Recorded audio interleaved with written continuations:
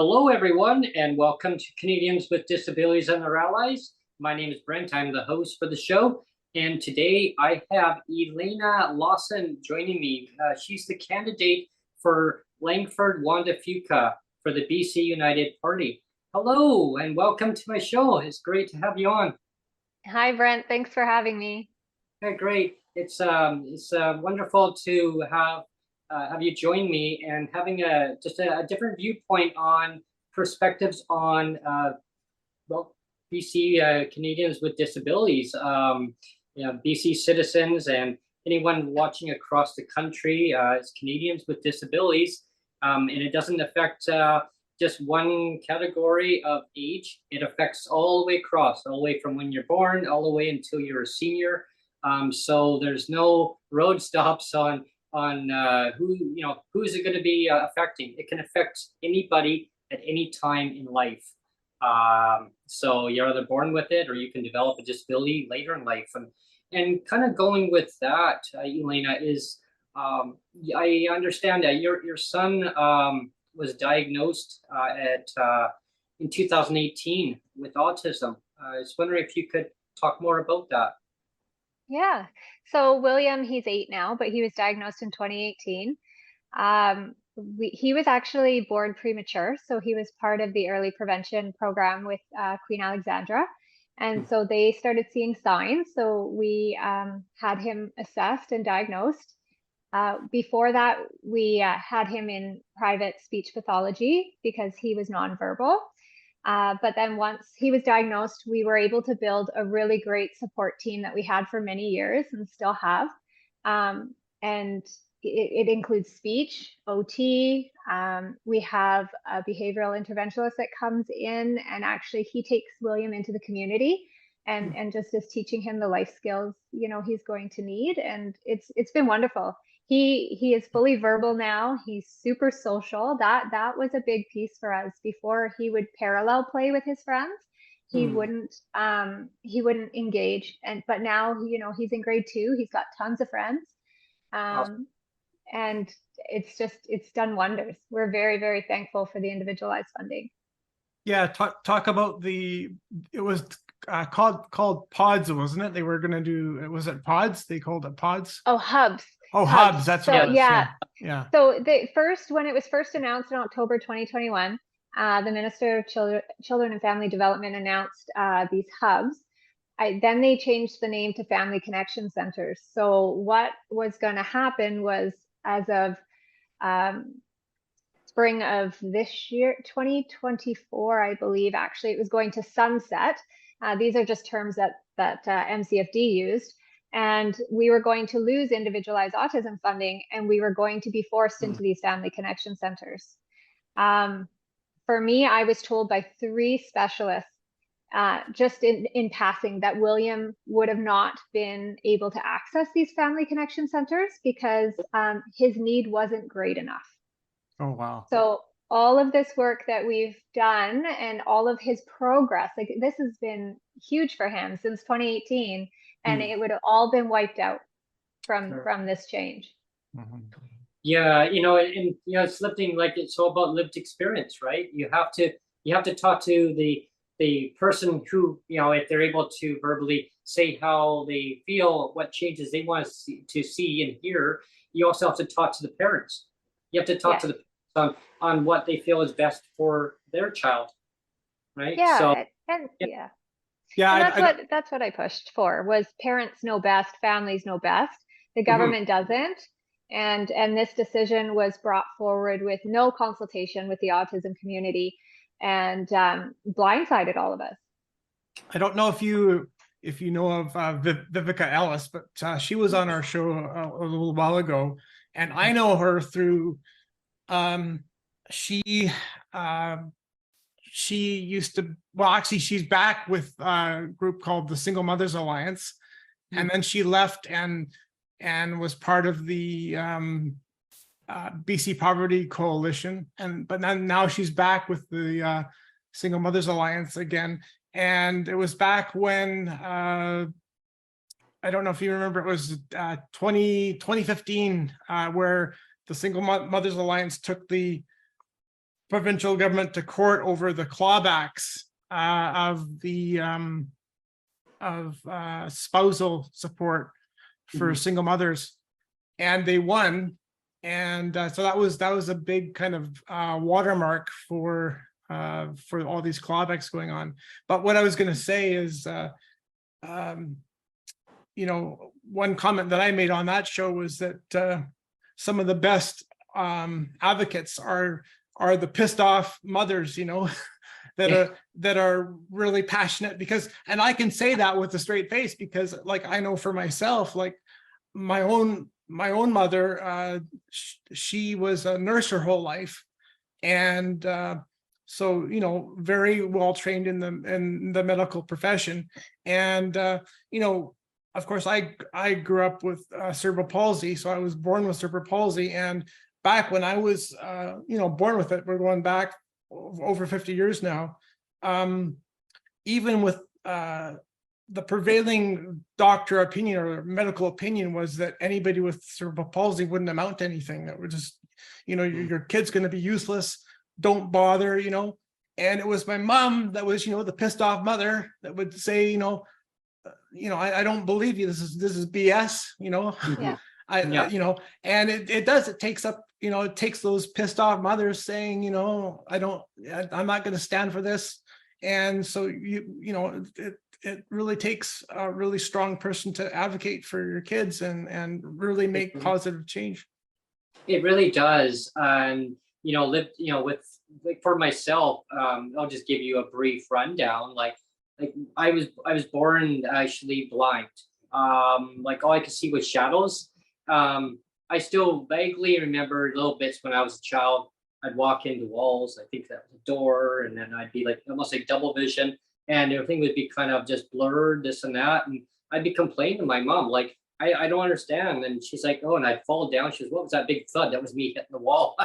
You know, and so she realized there's a problem. And like, apparently all I could see was shadows when I was a little baby. And I'd been wearing glasses since apparently I was 6 months old.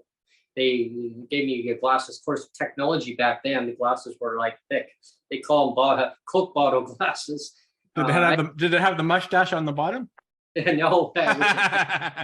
You know, and I used to get picked on a lot when I was in you know, in elementary school.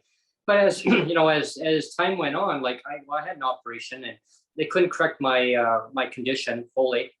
They stabilized it so that now I can actually see. I had an operation. It was a 50-50 chance, Elena, that it would either be, you know, the same as it was, or it would actually enhance my vision, which fortunately for me, it did. It enhanced it, but it kept it with the, I have a astigmatism, but the condition, it's a hereditary condition from birth. It actually goes back. They wanted to do a lot of other testing with my biological mother. Unfortunately, she didn't want to do it to find out where the strain came from. Finally, she did. She finally gave in. So it's been passed on generations. So is that it would get skipped a generation, but it would then eventually get passed on to other two, you know, whether it be through like a son or a daughter. So it just depends on the genetics on how it gets passed on. There's studies that are being done. They're still doing research into finding a cure. So far, last time I went to go and get my new glasses, so I got that new look. The doctor was awesome. He knew my condition really well. He said there's still studies being done to this day. There's no cure. However, there is ways of slowing down movement, but that comes down to a tricky operation. And he says, really, like, what you're used to is what you're used to. And so as time went on, I was told academically, no, you won't be able to succeed, and kept saying, no. My mom, same thing, Neil, like she fought. She says, no, Brent has the can-do attitude. He will do his best what he can do. And so I went through college, took a lot of programs, business administration. I took hotel management, hospitality, you name it. And Awesome. even took traffic, customs, and transportation. So I learned a lot about how intermodal, how that industry works through customs. So yeah, it was interesting. However, I didn't succeed on that program. Academically, I found it very overwhelming to keep up with the class due to my learning disability, that it was kind of interconnected with my vision. They don't know how, but it was connected. And then I went through and they decided to do an educational assessment on me to figure out where I'm at, what my knacks are, what would I like to do. Then I was diagnosed through the doctor who was doing the testing, said I had ADHD. Now, not a severe case, but it was prevalent, that learning process, right? And I was just like, oh, great. That's just, yeah, whatever. I just said, I laughed about it. At first I was upset, but I went, he goes, just tack it on, Brent. Doctor says, tack it on to your other disabilities. Hey, I go, yeah, because you're just you. So that's me. And so from that point on, I decided that I wanted to pursue advocacy. I wanted to see change, bring all this out, let people talk about their disabilities and bring everybody together and figure out what we can do as society to make changes for the better for people, about lived experience. And I reached out to Neil back in, that was in end of 2021 there.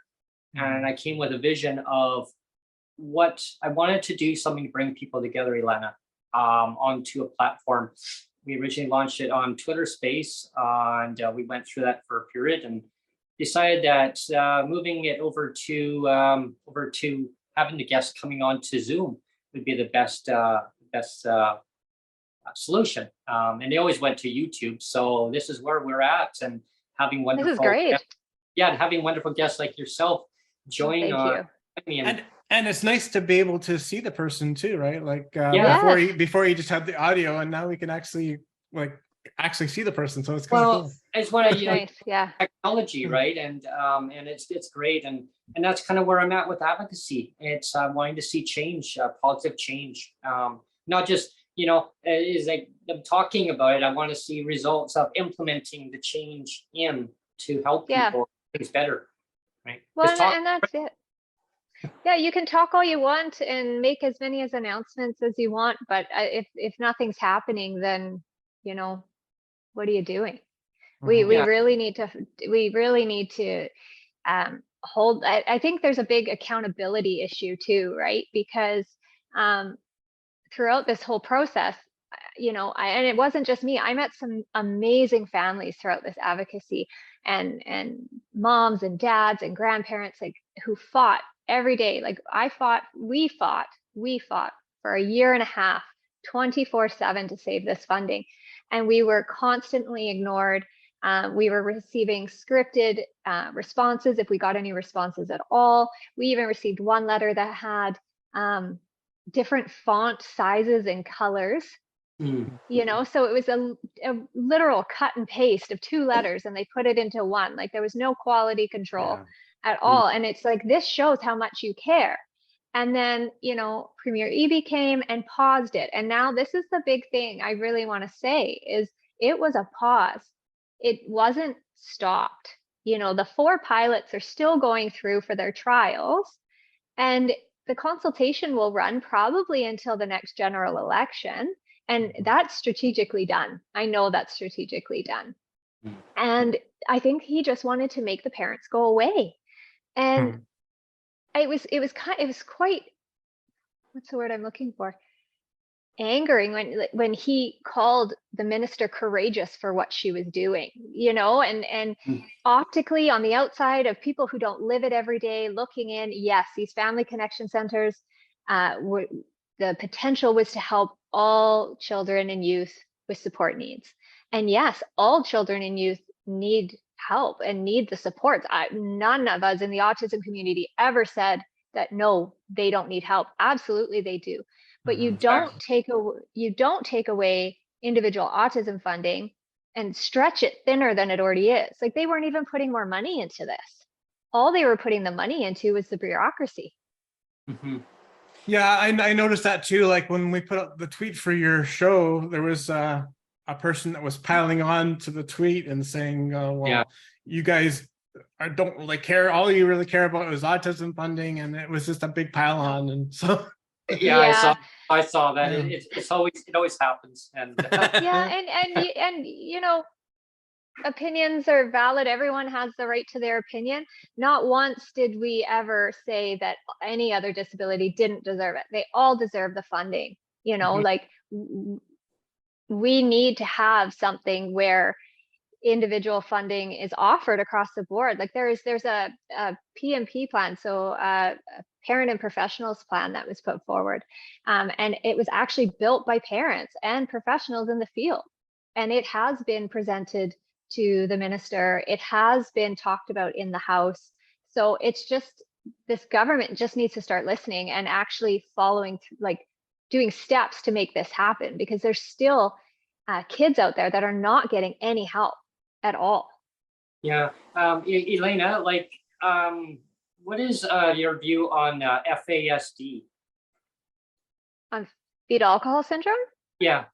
Well, they need support. These children need the support, just like the rest of the children with support needs. I don't think it's anything, I wouldn't downplay it at all. Like, these children need the support, and we should be giving it to them. Yeah, I know that there is there's an advocate out there. He really pushes about FASD, and so I figure, I would bring that forward and just kind of mention that. And for anyone who's not really sure what FASD stands for, it's called fetal alcohol. I have the word spectrum disorder. Yeah, I got that right. I had to think there for a sec. And it's a disorder that's related to alcohol. And I'm not a huge advocate on it because I don't know everything about it, but I do know it's connected in so many ways that it affects people with disabilities. It actually brings on a lot of other disabilities too. That and so, I mean, there's so many different types of disabilities, and they all need to be recognized by the government. Absolutely. Absolutely. They need to be focused on, like, use the lens, like, focus on it and saying, okay, how do we work with the parents? How do we work with the individuals and make it a better society for everybody within BC and across the country? I mean, there's so many disconnects, and then we got of course, now we got this Canada Disability Benefit that the feds are working with. Well, who knows what's going to happen with that? But I focus on BC right now because, this is where we need to get the help for Canadians with disabilities within BC. And and each province has to do the same thing. And I encourage, all the advocates to really focus on your province. And yes, and push the feds. Yes, I mean, very important, but focus on your premiers, focus on your MLAs to bring your voices forward into the legislatures and let them know that this is the change that you want to see happen. And if it's housing, if it's affordability, if it's income supports, I mean, you name it, food banks. I mean, wow, that's another topic for sure. Yeah, well, and I want to say something quickly too. So through the year and a half, I was bashed, I guess, if you want to say that word. I don't know if that's the right word, or criticized for not advocating for all disabilities. And I did, but I wasn't going to be, my focus was autism because that was my lived experience. And to me, I didn't feel that I could properly advocate for the needs of someone else's child where I don't have that lived experience. I always said, yes, all disabilities and children with support needs need it.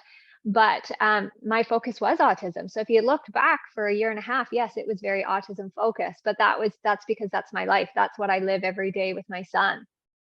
Mhm.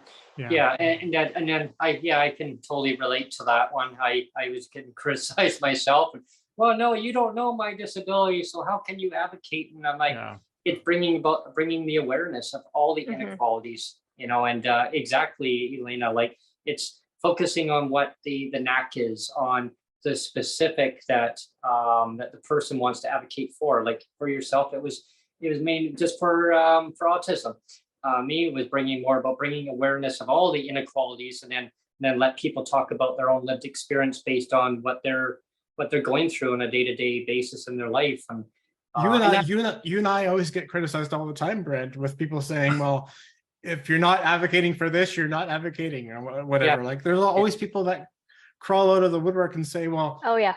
don't advocate for this if you're not going to advocate for this. And I was like, Or- what? or- or you're- You can't make everyone happy. Yeah. Yeah, or you're Yeah. speaking for me that you don't know my Yeah. life. Oh, yeah, it's like, Mhm. whoa.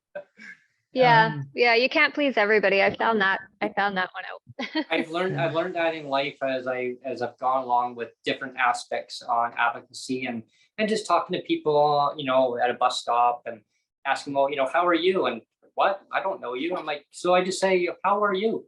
Because it really brightens their day in so many ways. And you can't solve everybody's issues for sure, but I try to boost people up when I can. And sorry, I just wanted to note a technical glitch that we're having on the Zoom. I don't know why, but it's popping in and out all the time. The bottom bar of Zoom is popping in and out. So I apologize if that's distracting for some people, but I just want to make a note of that. And when people watch it back later, just know that I'm noticing it, but I can't fix it. It's just a glitch that's happening right now. No problem. One of those technicalities that unfortunately, it's Zoom's fault. It's not my fault. Yeah. it's like when I was watching the news hour one day, I was watching global news and they were having a technical problem. And it happens. It's just technology. It's technology. And actually, I'm glad that you mentioned about technology too, is because with people with disabilities, having the right technology that works good for them is so important. Having the mobile devices, like having a cell phone that's large enough print font, like for myself, like having a phone, but I can blow up the fonts as I need it. Like mine, like if I'm fortunate, I can read that. And some people with same as my eye condition, they can't read that. So like you have to really, bring it really close up. And I try not to do that. My doctor gave me back. He says, no. So you need to bring it a little bit further back. So what he's done was he's enhanced my glasses a little bit of more prism, but not a lot. I had a different pair. Neil knows about the story on this. And I had gone to Specsavers. I call them Space Savers. And the doctor at the time wanted to combine, Elena, they wanted to combine reading glasses all into just day-to-day wear, like so distance. You can't combine reading glasses into that. It doesn't work because it just throws your whole perception right off. I felt like I was just, whoa, like, and it could have caused me a lot of major problems, let's put it that way. So then the lenses were thick. So you put it's an equivalent of, think of like a $2 toonie. Okay. Now they've reduced it down to basically a 0.25. All the way down. Like you said, you don't need this other doctor at a new look eyewear. And I went there and he reduced it down. He said, you don't need that. If you need to bring a certain small print closer up, you bring it up. If you need to push it further back, you have that choice. That works good for you. Like you have that choice for yourself. And he says, as you would know better than I do as an eye doctor. Now I've done the testing. Your vision is your vision. That doesn't change. How we look at things, we listen to the patient and we say, does this work good for you? Or does that work good for you? If we need to enhance things down the road, we will, based on what your needs are. So I find that if I read a lot, I get eye strain. For me, I find I use a lot of audio. So if I'm reading a whole lengthy article, which I love to read, but I get eye strain if I do a lot of extensive reading. So sometimes I'll actually put it back as an audio and I'll put it in a text. I sit back and just listen to it. So, and that comes down to just lived experience. And anyone watching this, yeah, like whatever works good for you for technology. I find with like I have an iPad, I bought it and specifically because well, for my show, I love it. It's great, great investment. I'm glad that I bought it, and good for when I'm traveling. If I need to do a show on the road, I just pop it there rather than using a phone because the picture is bigger. And I do like that YouTube, you can just pump it through your TV or anything, you know, Yes, if you have an exactly. iPad or a TV. And the only thing for closed captioning, it usually takes about a day or so for a video like this. You won't be able to get closed captioning right away. It takes about 24 hours, and then they after about 24-hour period, they'll have the closed captioning for this video here or any other video we post. Well, yeah, and there's other. It takes about a day or so.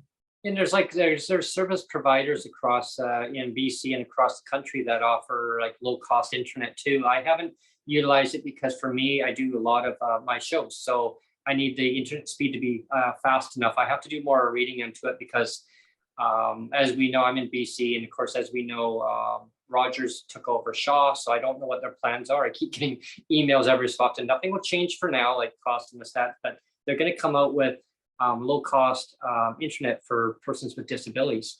So that's going to be interesting because if that's the case and I can get a fast enough speed, I can reduce my cost and get a fast enough internet speed. Right now I got good speed, so it works good for me, but may not be good for maybe one of my neighbors who's disabled, who requires a little bit faster speed. So I got to look into that too. And like I say, it's all about lived experience and what works good for the person. Yeah. You know, and And it's technology is important for that.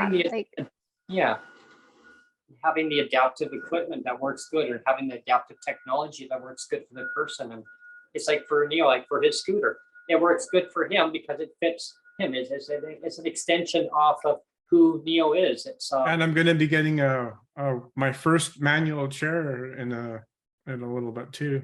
Oh wow! I just figured because you know, ever since I fell and I broke my hip, that I should have a backup to my scooter. So I'm actually having the government. This is the first time I'm actually getting the government to pay for anything.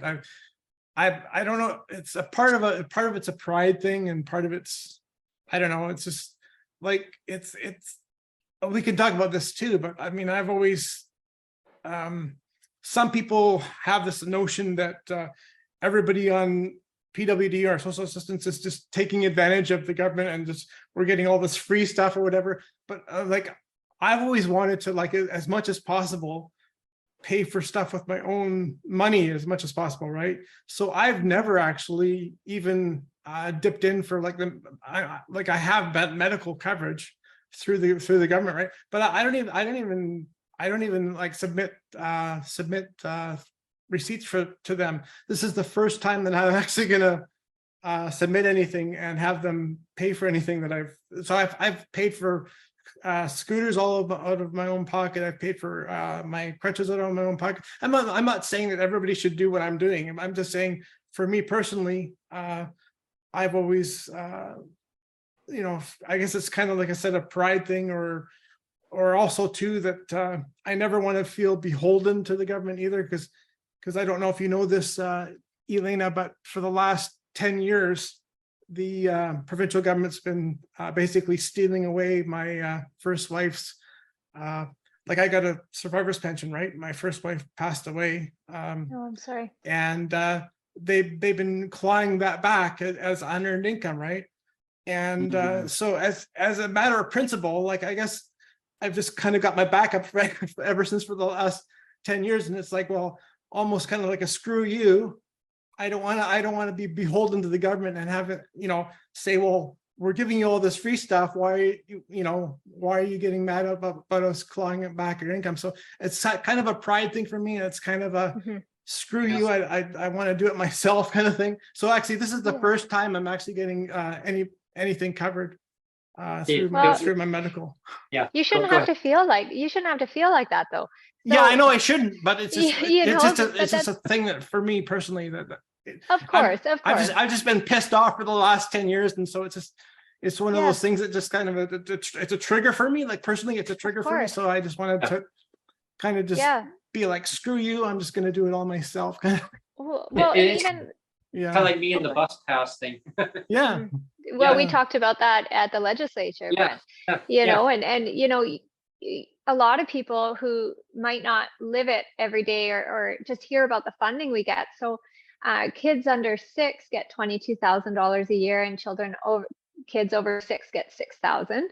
And people have been like, oh, well, you're just going to go buy Lego. Oh, you're just going to buy toys for these kids. And it's just like, what a waste of money. And no, we're putting this money towards therapies, and some of it might be toys, but it's for fine motor skills and things like that. And this funding hasn't been increased for 20 years since it's come into play. It has not been increased. So you look at inflation, you look at everything else. My son William gets $6,000 a year. We pay out of pocket. Like, that funding's gone by August or September, and then we're paying out of pocket for the rest of his services because we can't stop it. But of course, I have to say, are very fortunate that we can do that. There's families out there that have no choice. And, just think of a family that has to choose between therapies or rent or no family should have to be in that situation. Have to make all those choices and sacrifices, and it shouldn't have to. Exactly. I'm seeing some stuff in the chat. Do we know is there an emergency? Oh yeah, they're just there's people that are complaining about the pop-in of the menu at the bottom, like I said. Oh, okay. Sorry. So I just wanted to make sure. That was one of the big ones. Yeah. Yeah.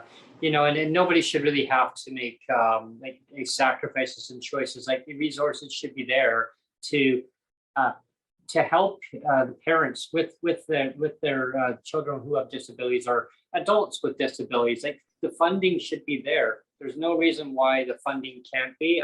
It's always been that way, where it's like, it's the income of a last resort.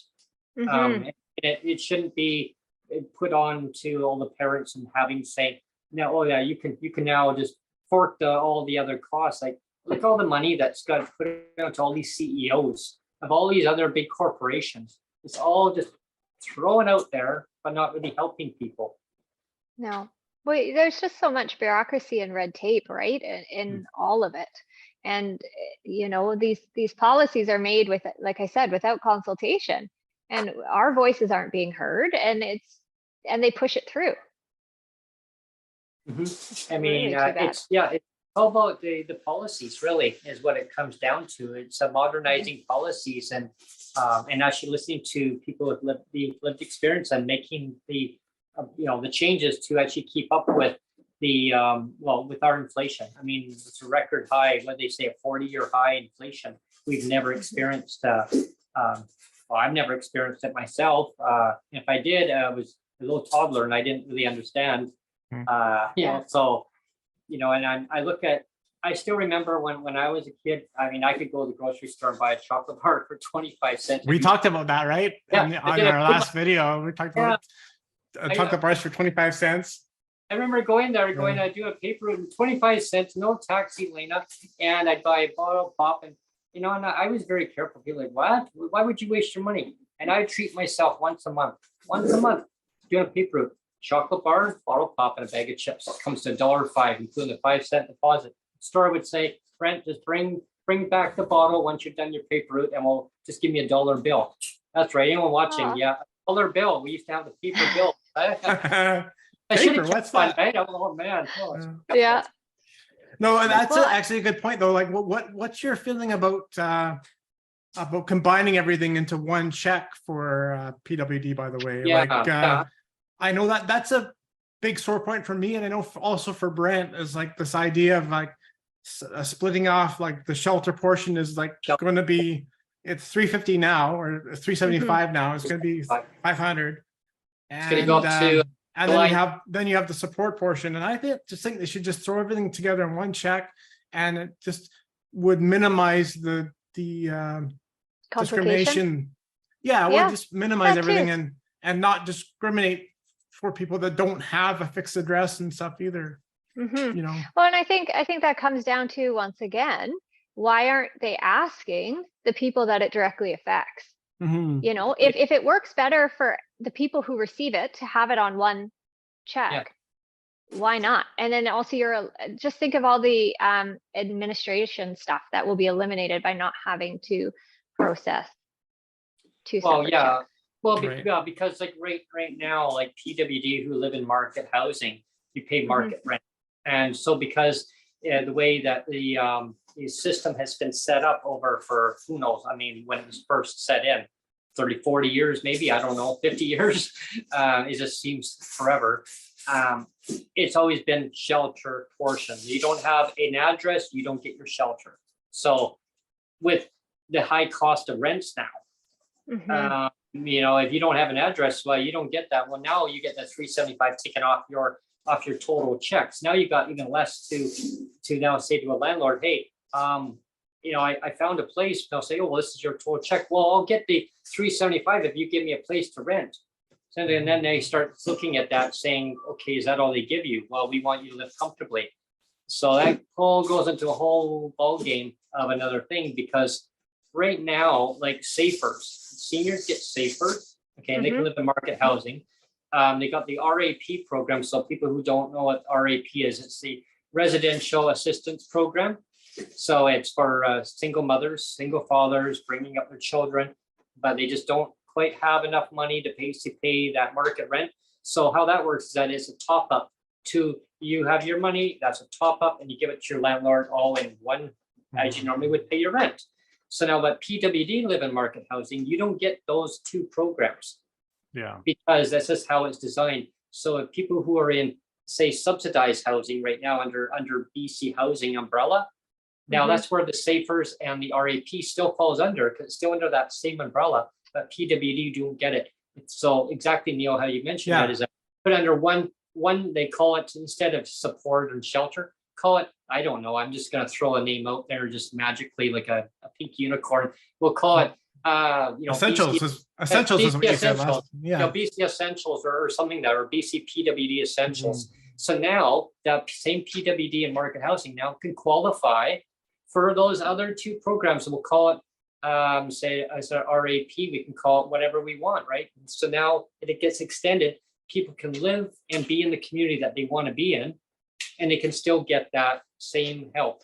Yeah, because right now the way it is right now is you have some, I think it's maybe what 10% of all social housing, and maybe more. It seems like pretty small. 10% of that social housing is maybe that PWD can access, right?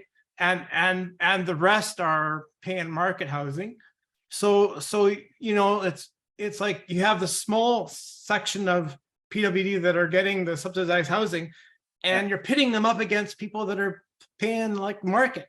And it's like, is that a fair system where you're catering to 10% and saying, here you go, here's your social housing, and if you're lucky you get like $600 rent or whatever, and everybody else is paying like $2,000. Yeah, I've heard that from people. It's not a fair system. No, and I've heard that from people with the criteria. It's so tough. And then also too, it's like I've heard from a lot of people where they try to apply for something like this, and the paperwork is confusing, and then they send it in and it's wrong. So then it's like back out, like, and it's all done by mail, a lot of it. So, and because a lot of people too, like I know BC Housing, the SAFER program, there's an option to renew online. Well, the people that are usually like using the SAFER, are they comfortable on a computer? Are they comfortable submitting something electronically? So then you ask for a paper copy, and how many weeks does that take to get it to your home? And then there's the process of filling it out and sending it back in. There's these huge gaps that are happening where we're not helping. Yeah, and how the advocacy, how I got involved more with that is because I learned about the SAFERS program because my mom, she lived in her house since I was just a little toddler. So I learned about that, and she had applied for SAFERS. So and I said, well, hey, how come I can't have that? Well, so she went to her worker at the time. Well, her worker at the time, who handled seniors supplement, was my worker at the time. And I said, well, how come I can't have what she's having? Brent, because the system is set up that way. Why? Because it's that way. My mom goes, Brent, stop it. She kind of really quietly, Brent, stop it. I go, and I wouldn't leave it alone. I go, no. I go, no, Mom. I said, I answer the question of why. She goes, because the system is designed that way. I go, why is it designed? It's broken. That's not an answer. And she goes, it's Yeah. broken. And I said, it is broken. And she goes, I just work here. And she says, you Yeah. should be able to have what she's having, but it's based on the household income. So here's the situation was my brother and I were living with her. It was either I stay or my brother had to go. And because the income household was too much. So my brother was ready to move on. He had moved on and moved on with his wife. And so, yeah. And so I had to stay and so my mom could be there to, well, take care of me. So, yeah. And it was just how, like I say, it's a systemic problem. And I didn't know much about it, but the system was broken then. And it just got worse with affordability. And, you know, Elena, like the government right now is like when they got elected in 2017, they gave $100 right away. Okay, and that's great. I mean, kudos to them on that.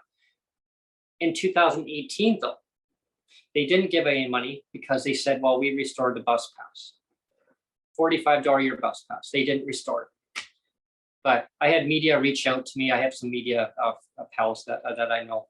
And so they reached out to me and they, Brent, did they actually restore the $45 a year bus pass? Because that's what they're telling me. I go, no, they did not. I said, what they've done is that they've given the choice where you can choose. You can have $52 or you can have a bus pass. You can have either or. Now, with the cost of living going so high, rent's high, I mean, hydro's high, everything, clothing, you name it. I mean, people opt out and they say, no, I need the $52. Maybe I need to go and take a taxi because the transit doesn't take them where they need to go to. Well, then that's a one-shot deal that your transportation's gone already for, you know, now what do you do, right? For the rest of the month. So that's why I advocate to bring back the bus pass. And what I'm wanting to see is give everybody back that bus pass of $45. If you have to pay administration fee once a year, $45, and have all the travel throughout the year, fine. And then just give them the $52. Let them keep the 52. It's there. Yeah, but so what they did was they didn't give an increase in 2018, but 2019 they did. Well, here's $50. When then COVID hit, 2020, nothing in 2020, nothing in 2021, nothing in 2022, because the COVID supplement was there, but nothing actually in the budget though. But in 2023, February 28th, 2023, this year, they made an announcement they're going to get back $125, but you got to wait until July 19th. But why are you waiting? You know, like I don't get these dates. I asked the ministry's office that too. I went in, I said, why do you have to wait like 5-6 months? I don't know. And they even said too, I don't understand why they didn't just issue it out right away. Like, why are they making the recipients wait? And I said, do you know? No, I don't know. Is there any other questions? I go, no, I was just wondering about that. Because we had to go in, because Sonia had to get a medical form to get for transportation because she had to go and see her specialist. And so I asked that question. And the answer was, I don't know. I don't know why the long wait. It's just another pink unicorn. I mean, yeah, it's like the supplement, you know, like it was there and then they gave back 175 of it, but they didn't give back the whole 300. So here's 125, but you gotta wait till July 19th, but now it's in their mandate. It's in their mandate that they did a report that came out January 28th, 2021. I know because I've read through it and I post it out every so often just to remind them, like, it's in your mandate. It says right there, $300 to make it, to bring it back. Now, I'm thinking the crystal ball tells me they're going to bring it back next year. I think you're going to start seeing a lot of promises coming up from them just before the next big election. Well, yeah. I mean, you and I have talked about this too, Brent, just recently, when the you know, at the last election on 2017, and everybody and their dog, remember I was telling you, everybody and their dog in the NDP caucus was saying the first thing to do when if we get elected and we get into office, we're gonna remove all the clawbacks. We're gonna Right. take away all the clawbacks. And it wasn't just Horgan saying it. It wasn't just one or two MLAs saying it. It was everybody and their dog was saying it, right? Mhm. And I went to Harry Bain's office here in Newton. Like I sat across from at his desk, like I was basically, an arm's length away from the guy, Yeah. sitting at his Yeah, like, desk, yeah. and giving him the whole rundown of the clawback of my survivor's pension. He says, first thing we're going to do is we're going to remove all the clawbacks. And everybody and their dog was saying it. Literally everybody and their dog was saying it. And what happens when they get elected? Like nothing. Same. It's just like they all have amnesia. It's like, well, we didn't say that, did we? That's why you know? send an email and get it in writing. It's just crazy. Yeah. Yeah. Yeah. No, I mean, it's crazy. Well, the clubbacks don't need to exist at all. I mean, that's just, I don't even understand why they're even there. It makes no sense, because, really, it really affects a person's life. I mean, I'm glad that you mentioned about the 300, Neil, like you had mentioned about like the giving back, money, at a certain time. But here's the thing, Elena, is I lived in Langley. I lived in a really nice place. I saw it getting built. Sonia and myself, we looked at this place, and I thought, good, it's accessible. It like they had a good ramp going all the way up, and you had a fob. You could touch it, boom, the door open, and it was good for me, like for accessibility wise and everything. Like everything that I needed was there.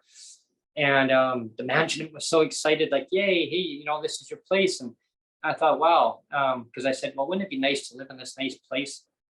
Oh, we could do it because we had the $300. And there was talk about it at the time that to make it permanent.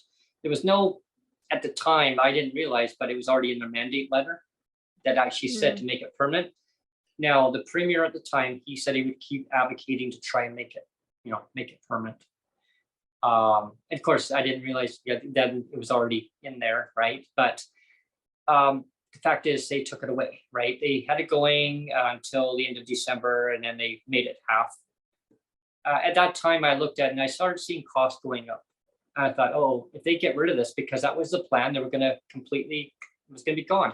So now, like, here you go. This is going to change your life. You can now buy good food. You can actually have a nice, good place to live. And my management had said, wow, okay, great. So you can have this place. It was $1,510 at the time. We had one unit. Unfortunately, the management, we didn't realize, but they flipped the unit over. They got a whole floor out. And yeah, that was there was an underlying reason why they did that. Doing some things in the building that management should not have been doing, and got people out, cleared the whole floor. Couldn't prove it until after. From other tenants who then we gathered up and started talking, right? So anyway, we were kind of cornered in because now we're in winter time. Like, we can't just up and move.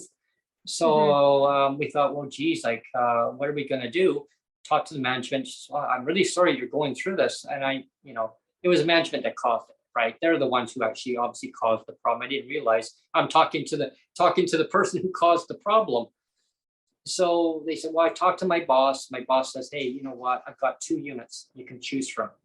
One is actually 2 floors down from where you are right now. And the person had moved out. It was dark and gloomy. I didn't want dark and gloomy because if that was the case, why would I move down there in the first place? And even then, I didn't have access to that unit anyway. And then there was another unit. The other unit was $1,775.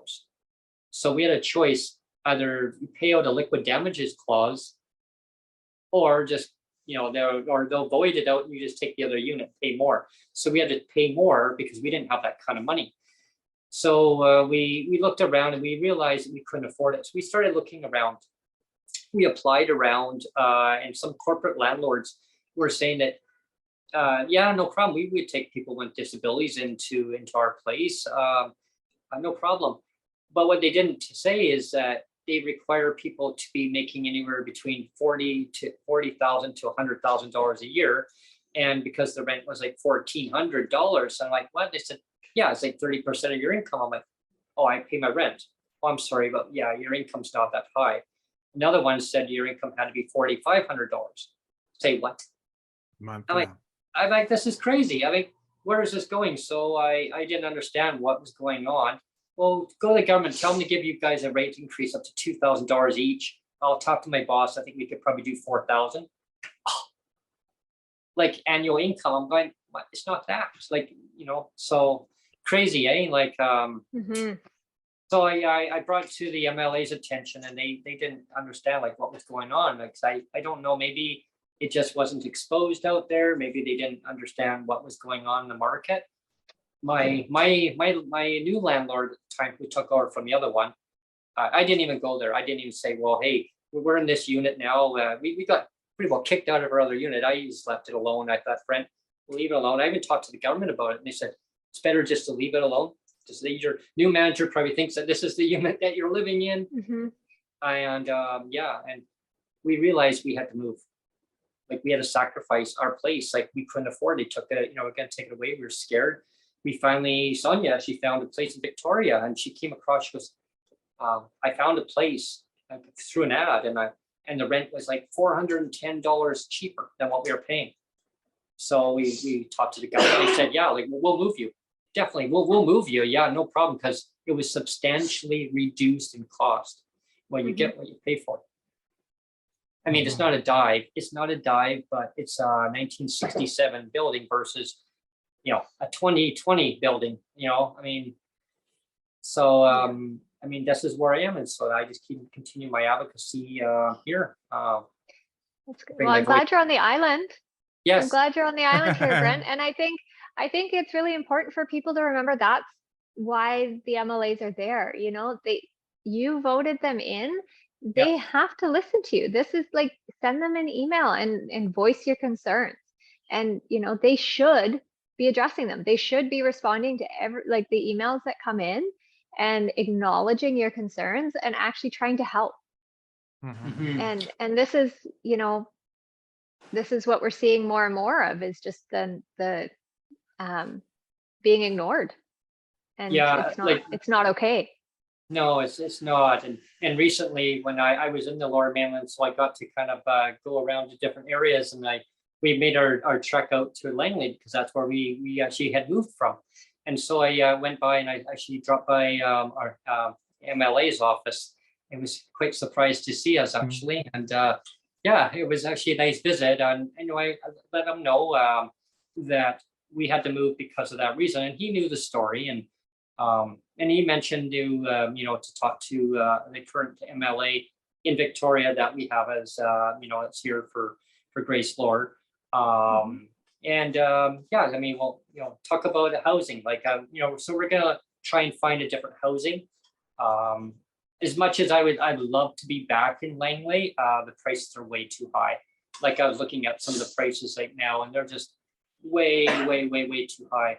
I mean, the last video you did I thought was really good. I mean, you spoke from the heart, but then somebody made a kind of a joke comment saying, well, I want to live in a penthouse in Beverly Hills of Vancouver or whatever. And I mean, that's not the point of the video. It's like, I don't think anybody on PWD is expecting that, the government give us all these handouts that we can afford to live in like $3,000 suites. I mean, when you say you want to be able to live in Langley, Langley's not like a ritzy area. There should be housing available in basically any area that anybody wants. And it doesn't have to be like, top of the line VIP, housing. It's just, we're all just wanting like, just basic housing. And why can't people have access to basic housing where they want to live? Should have that. Exactly. I mean, a person should be able to, live and be and live where they want to live. I mean, that's kind of the theme that I kept hearing around from so many people within the community. Even when I was out there, I got to, hear from other people saying, yeah, like that's kind of what they want to, but they get priced out. And that's the unfortunate part. And pushing through advocacy, pushing forward and saying this is the change that we want to see happen, is to like rent geared to income. and some people call rent geared to income, do a rent control. I don't know about rent control too much because yeah, I mean, I was talking to my landlord about it, and rent control, it's good and bad. Problem is that landlords may find that they may not want to stay in business by doing that, because now they're not going to make their money that they need. Rent geared to income, they seem to be more toward rent geared to income, where people can then be what they want. Because end of the day, the landlords are still going to get their money. It's just more of a top up to your current income, to what, now the recipient like BC Housing, you now get to have cheaper rent. So that money that you're saving goes back into the community, small businesses. It helps the businesses survive, blossom, rather than corporate, stores like, and I'm not gonna, nothing against the big stores, anyone watching this, so I'm not picking on Walmart or Superstore or if they want to sponsor us, they can. Yeah, you know what I mean? Or Jimmy Patterson stores or anything. You know what I mean? But giving the consumer the choice of, maybe, hey, you want to go to Urban Grocer, which I have a store here. It's called Urban Grocer. I can go over there and I can give my business over to them. Maybe if I wanted to, or I don't know, Quality Foods, or that's what we have on the island. Quality Foods and Thrifties is in the Lower Mainland too. Not too many, but or Fairway Market. You know what I mean? Like, there's so many smaller stores that disabled people in BC can actually shop at them, and it would be affordable. I mean, when I say affordable, I mean giving people the resources so they can now say that it's affordable. Because when the affordability, like, it's like when you're because food banks, we all know, aren't a convenient solution. Yeah, I mean, people should have the resources that they can make the choice for themselves. If they want food bank, then but people should have the financial means to make that choice that's good for them, because you can buy healthy food if you have the resources. If you don't have the resources, you can't sustain your health, which now puts more strain on the healthcare system, which it's redundant. Yeah, I mean, reducing the homelessness, in my view, eliminate homelessness, so that you give people there's different, I don't like the word wraparound supports. I mean, you give the people maybe the service that they need, the one-on-one, whatever it may be. Is it a facility, or is it some kind of care that they need to help them? You have to look at individual cases and work with the situation, find out what the underlying root of the problem is. SROs, I mean, a lot of them, they're so decrepit. I think they should just have more not single room occupancy. I think there should be more just kind of like BC Housing. People have their own washroom. They have their own dignified living space where they're not sharing washrooms. This and that. I don't know the model, and I don't want to step on toes if someone says, "Oh my God, how can you say that?" No SROs or. But there's no easy solution, right? But one of the things that it would be nice if they went back to is to have a dedicated Ministry of Disability.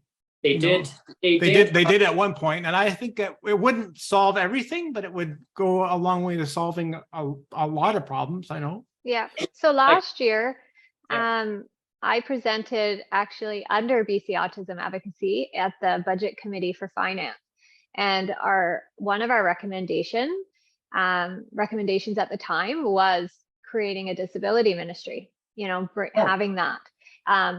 It is in the report. Now it wasn't under their recommendations, like it was one of the recommendations that we had put forward, but it didn't move forward. But I think if more people start talking about what they feel they need, I think that's important.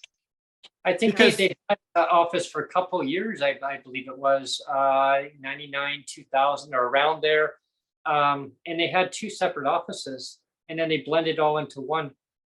Yeah, I mean, the thing that gets me is, I mean, you hear the government using keywords all the time, like stigma this, stigma that, and we got to get rid of the stigma and of the safe drug supply and on and on and on.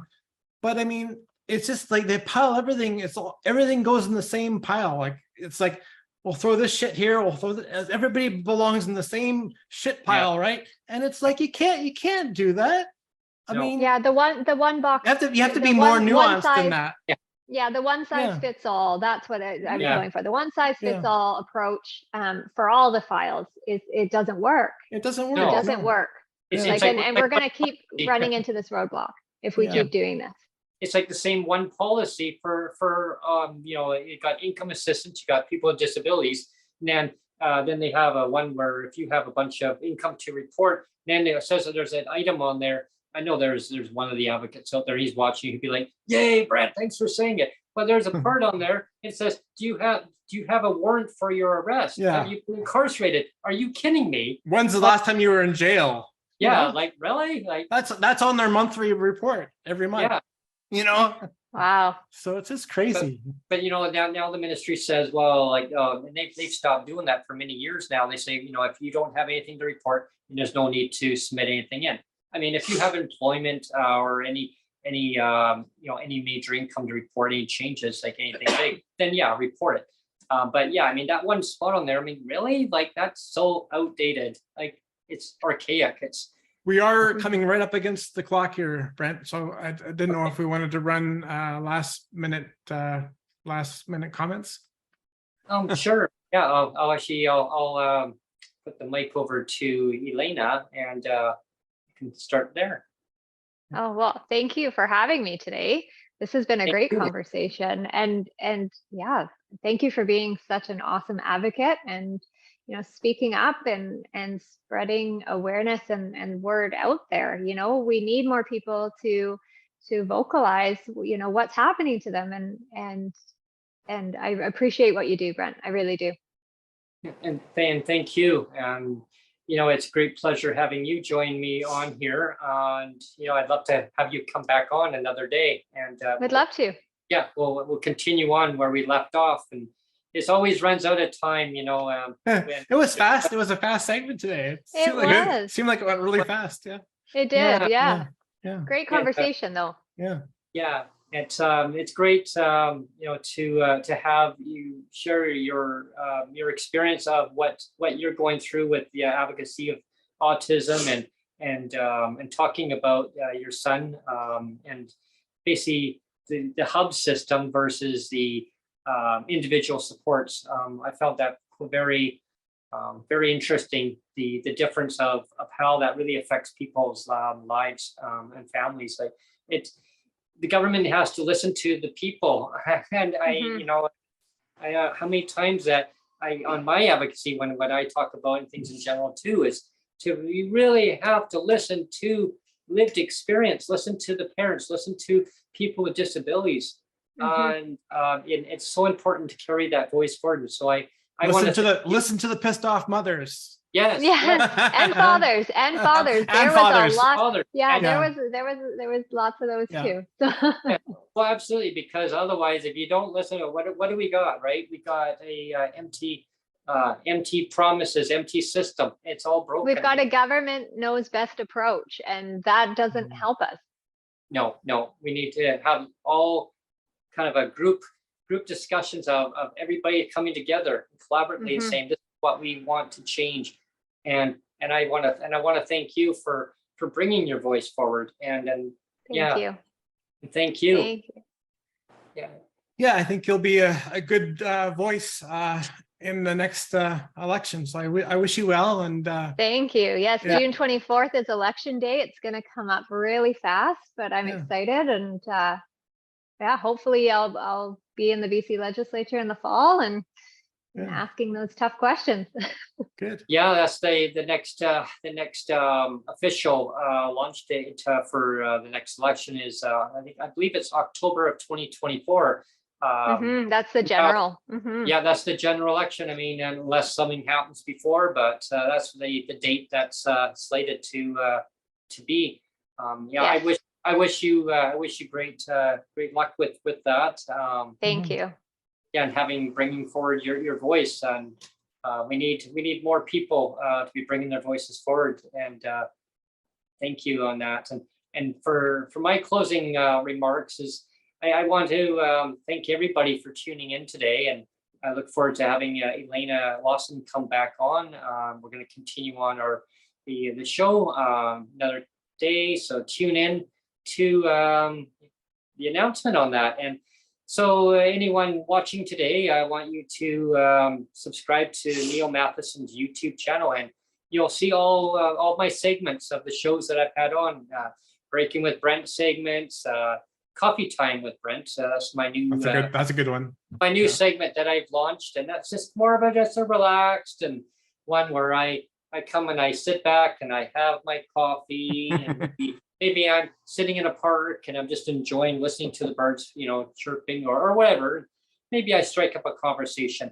But in order to do so, you need to subscribe, like, share, click, all of the above. And just go to Neil Matheson, look for him on YouTube, and you'll see all the shows. And that way you'll know when people like Elena Lawson come on. You'll know when I have other guests coming on. You'll know when Elena's going to be coming back on again. So in order to do so, please subscribe. Thank you so much. And I'm going to pass the mic over to you, Neil. I just wanted to say again, apologies for the Zoom glitches on the bottom bar. You'll see it if you play it back. It's annoying. I wasn't able to get rid of it. So that usually isn't the case. So I apologize for that. But yeah, it was a good show. Yeah, it's always great having different voices for advocacy coming and joining on the show, hearing different perspectives on viewpoints. And that's what it's all about, is listening to people with lived experience, parents, individuals, people with disabilities, either people that have a disability, you're a parent who has a child who has a disability, or you're a person with a disability. Reach out to us if you'd love to come on to the show and talk about what impacts your life. I'd love to have you join on the show. So don't feel afraid to reach out to myself or Neil, and we'll arrange a time and a day to have you scheduled in. I want to thank everyone for tuning in today. I hope you enjoyed today's segment. There's always great content. So thank you so much, everyone. Okay, bye, Aaron.